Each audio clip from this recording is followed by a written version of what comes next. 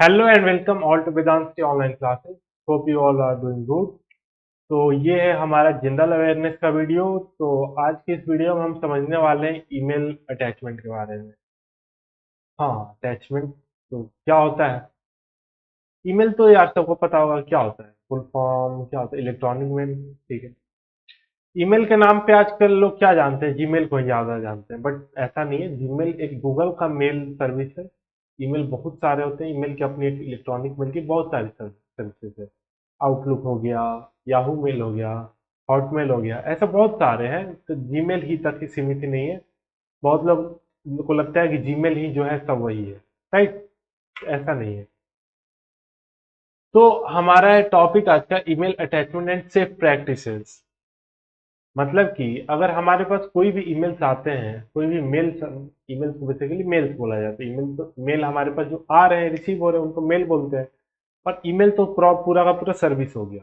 ठीक है। और सर्विस जिसने प्रोवाइड किया उसका नाम, जैसे जीमेल या होमेल, वो नाम हो गया। राइट। तो हमें समझना है कि email attachment and safe practice. तो ईमेल अटैचमेंट कहने का मतलब क्या? ईमेल के अंदर जो भी फाइल्स आती हैं, जो भी पीडीएफ आते हैं, किस टाइप की अटैचमेंट होती हैं, किस किस टाइप के अटैचमेंट होते हैं, देखो।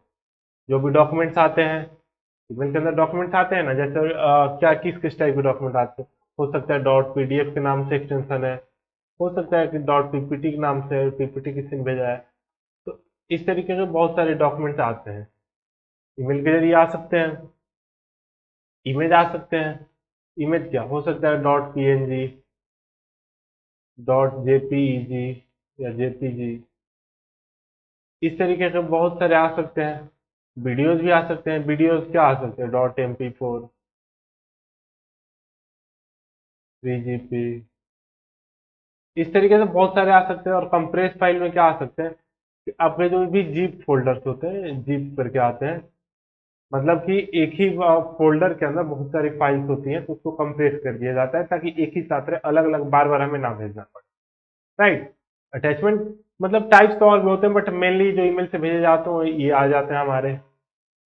तो अब सवाल ये उठता है कि ईमेल अटैचमेंट तो समझ में आता है क्या होता है, इनमें सेफ प्रैक्टिस यहाँ पे खतरा है कहाँ कि मुझे प्रैक्टिस करने की जरूरत है, सेफ रहने की जरूरत है।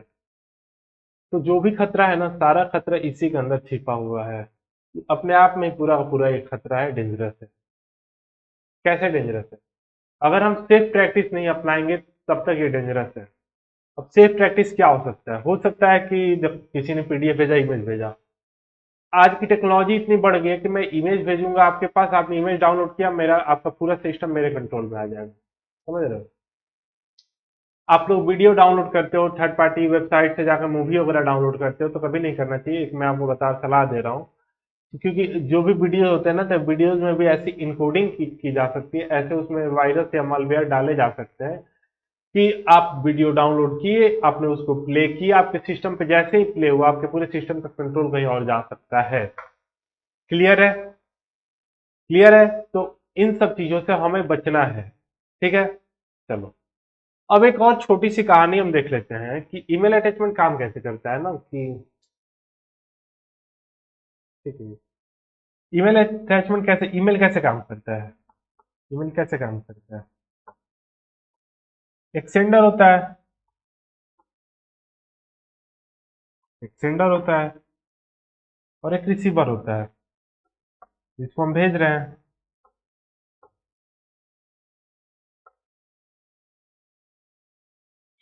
सेंडर जब ईमेल भेजता है ना, सेंडर जब ईमेल भेजता है तो उसकी इनकोडिंग होती है, इनकोडिंग, इनकोडिंग होती है। और जब रिसीवर को मिलता है, इसको मैंने थोड़ा सा गलत एंगल से लिया।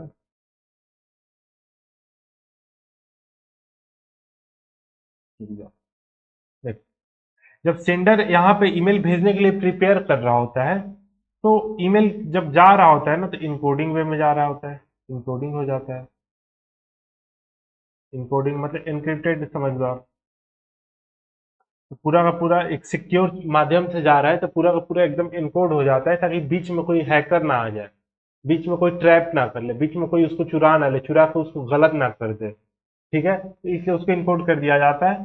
और जब यहाँ पे रिसीव होता है रिसीवर के पास ना, तो रिसीवर के पास रिसीव होने के बाद, अरे अभी तक तो इनकोडिंग ही चल रहा है, लेकिन रिसीवर के पास रिसीव होने से जस्ट पहले, रिसीवर को दिखाने से पहले डिकोडिंग होती है। मतलब अब तो पहुंच गया है। सीधी सी बात है, कोई पार्सल आप कहीं पे भेजते हो तो कैसे भेजते हो? मान लो कि आपने दोस्त ए हो आप, दूसरा दोस्त बी है, तो आपने अपने के पास से कुछ पार्सल भेजा तो अच्छे से पैकिंग करके देखते भेजते हो कि बीच में कहीं उसमें कोई छेद करके सामान ना निकाल ले, या कुछ और एक्स्ट्रा उसमें रख ना दे फालतू की चीजें। तो आप तरीके से पैक करके भेजते हो, जब दोस्त के घर जाता है तो दोस्त ही खोलता है ना। सेम कॉन्सेप्ट यहाँ है।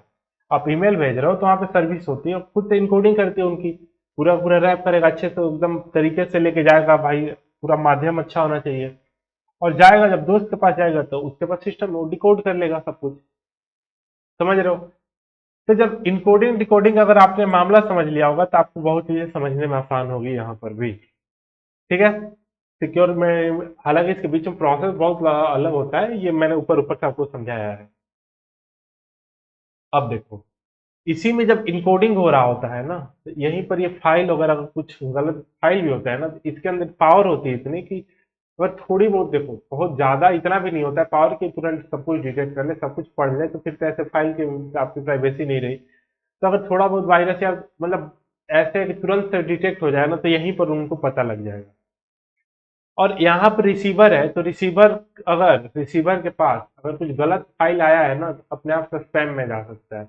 स्पैम समझते हो ना? स्पैम बोल लो, जंक बोल लो।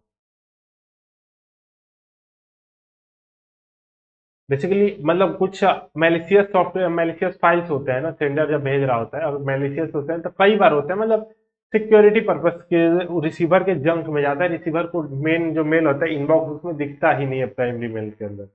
राइट। अब समझते हैं कि रिस्क क्या क्या है, रिस्क क्या क्या हो सकती है। रिस्क हमारे बहुत है। रिस्क हमारे हो सकते हैं मालवेयर, कोई भी जितने भी फाइल्स है फाइल के अंदर हम मालवेयर छिपा करके भेज सकते हैं, जो भी वायरस वगैरह है।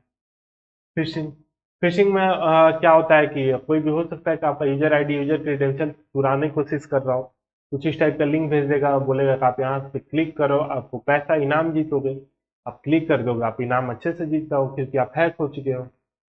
अनइंटेंडेड फाइल, कोई भी इस टाइप की फाइल जो कि लग रहा है कि नहीं अजीब सा है, जैसे डॉट, अब डॉट यहाँ पे पीडीएफ है वहां कुछ और दिख रहा है, फिर इस टाइप का कुछ है, मतलब अनइंटेंडेड है वो, किसको भेजा जा रहा है किसको नहीं भेजा है, तो मतलब आपके लिए आप फाइल बनी है या नहीं बनी है तो उस पर ध्यान देना है। हर एक फाइल जो ईमेल में जल्दी से खोलना नहीं है, ये बातों का ध्यान देना है, ये सब रिस्क होते हैं। अब इनको देखते हैं सेफ प्रैक्टिसेस क्या कर सकते हैं।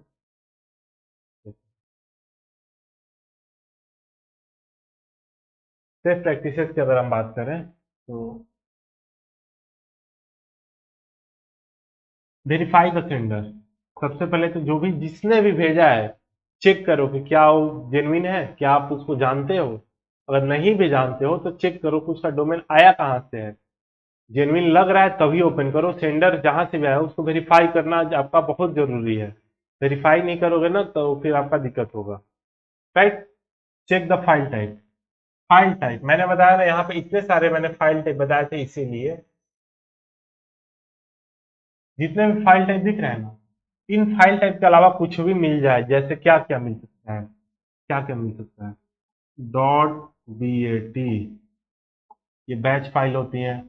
डॉट EXE, डॉट APK,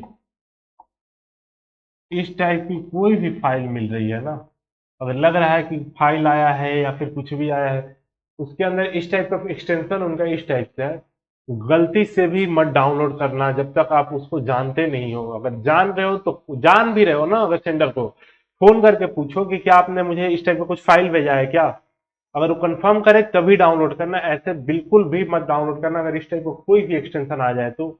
नहीं तो आप मतलब ऐसे मैं लिखित देता हूं ना कि अगर इसी तरीके से आप बर्बाद हो सकते हो, क्योंकि ये सबसे इजी वे होता है। जो वायरस इनमें छिपाना होता है पीडीएफ वगैरह में ना, तो काफी कॉम्पैक्टिव मतलब कॉम्प्लेक्स बोल लो, कॉम्प्लेक्स होता है।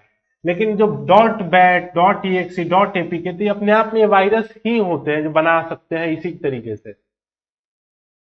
कभी मैं आपको सिखाऊंगा नोटपैड पे कैसे बनाते हैं। ये जो डॉट बैट होता है ना, तो इसकी हेल्प से ना आप नोटपैड पर जाकर के अच्छे से वायरस बना सकते हैं। ठीक है, बहुत सारे बना सकते हैं। कुछ काम के भी होते हैं वायरस, कुछ बिना काम के भी होते हैं। तो अब इन सब तरीके से अगर मैंने सोचो मैंने बना दिया कुछ इस टाइप का वायरस और आपके ईमेल पे मैंने भेज दिया, आपने ओपन किया उसको, आपके ओपन करते ही पूरा का पूरा सिस्टम क्रैश हो जाएगा। पूरा सिस्टम आपका चला जाएगा, बर्बाद हो जाएगा। इसीलिए इस टाइप की फाइल तो गलती से भी दूर से ही एकदम मना कर देना चाहिए, नहीं देखना है। हालांकि गूगल जीमेल होता है तो वो अच्छे से वो खुद ही मना कर देता है, खुद ही उसको मतलब जंक वगैरह में डाल देता है, लेकिन आप जबरदस्ती खोलोगे तो दिक्कत है। स्कैन फॉर वायरस है, आप ऐसा सर्विस यूज करोगे जो अपने आप ऑटोमेटिक वायरस के लिए स्कैन करके दे दे। अगर आपके पास और कोई थर्ड पार्टी चीज है तो आप उसको स्कैन कर सकते हो, आपके फाइल को। मान लो आपने डाउनलोड कर लिया, अगर आपके सिस्टम में एंटीवायरस है या विंडो डिफेंडर कुछ भी है, वहां से आप स्कैन कर लो कि नहीं, फाइल थोड़ा देख लेते हैं, सेफ वगैरह तो है ना, तभी हम उसको यूज में लेंगे। ओपन अटैचमेंट विथ कॉशन, कोई भी अटैचमेंट आए, जैसे इधर जो भी हमने अटैचमेंट देखा, तो कोई भी अटैचमेंट आए तो थोड़ा सा ध्यान पूर्वक खोलना है, उसको ओपन करना है। ऐसा नहीं कि अटैचमेंट आया अच्छा तुरंत डाउनलोड करते हो, आईफोन हमने जीत लिया। इस तरीके से नहीं करना। कोई भी अटैचमेंट आ रहा है ना, तो उसको एकदम ध्यान से, बिना पढ़े हुए, बिना कुछ के हड़बड़ी में नहीं करना, नहीं तो फिर गड़बड़ है वहां पर। यही सिर्फ प्रैक्टिस हमारी, जितना आराम से रहे उसको खोले।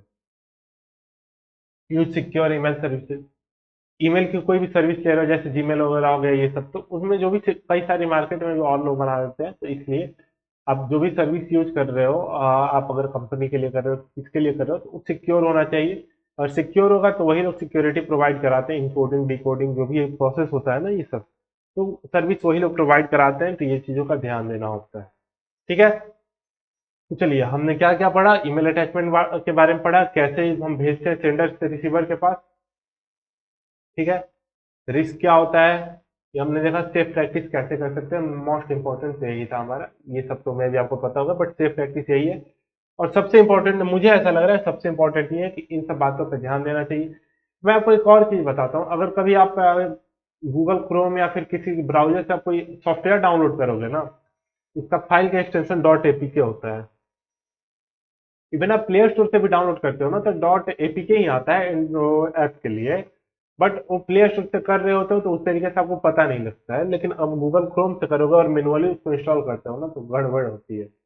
कभी भी गूगल क्रोम या गूगल किसी ब्राउजर से कोई सॉफ्टवेयर डाउनलोड नहीं करना चाहिए, क्योंकि वो समस्या हो सकती है आपके लिए। मैंने बोला ना अभी कि जैसे कैसे मैं डॉट बीएटी फाइल में एक वायरस बना के डाल सकता हूँ, इसी तरीके से डॉट एपीके फाइल में वायरस डाला जाता है, जानबूझ के डाला जाता है। कुछ वायरस खतरनाक होते हैं, कुछ वायरस एकदम स्लो पॉइजन की तरह होता है, आपके फोन में आ जाएंगे, धीरे धीरे आपका सारा डेटा, स्पाईवेयर होंगे, तो धीरे धीरे सारा आपका डेटा कहीं बाहर भेजते जाएंगे। आप सोचोगे यार कहाँ से फोन आ रहा है मेरे पास, ये इस कंपनी के पास तो नंबर नहीं है। नंबर आपने खुद दिया है इस तरीके की हरकतें करके। फालतू के मैसेज आएंगे, फालतू के व्हाट्सएप पे मैसेज आने लगेंगे, कुछ भी। देखो जनरली यार देखा जाए, ऐसे इंटरनेट से आप जुड़ चुके हो तो आप तो बिल्कुल सेफ नहीं हो।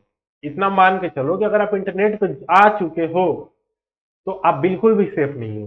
बट हमें सेफ प्रैक्टिसेस अपनानी है उसी के अंदर रहते हुए, क्योंकि बिना इंटरनेट के कुछ काम होना भी नहीं है। राइट, मैं आपको पढ़ा रहा हूँ, आप मुझे देख पा रहे हो, तो इंटरनेट के हेल्प से, बट उसको सेफ प्रैक्टिस अपनाना है, सेफ तरीके से करना है। ठीक है, चलिए, तो उम्मीद करता हूँ कि आप अगली बार से अगर कुछ करते हैं, ईमेल वगैरह कुछ भी भेजते हैं, ओपन करते हैं, तो एक सेफ्टी अपनाएंगे। बाकी मिलते हैं नेक्स्ट वीडियो में। थैंक यू वेरी मच, उम्मीद करता हूँ आपको ये पसंद आया होगा आज का ये टॉपिक।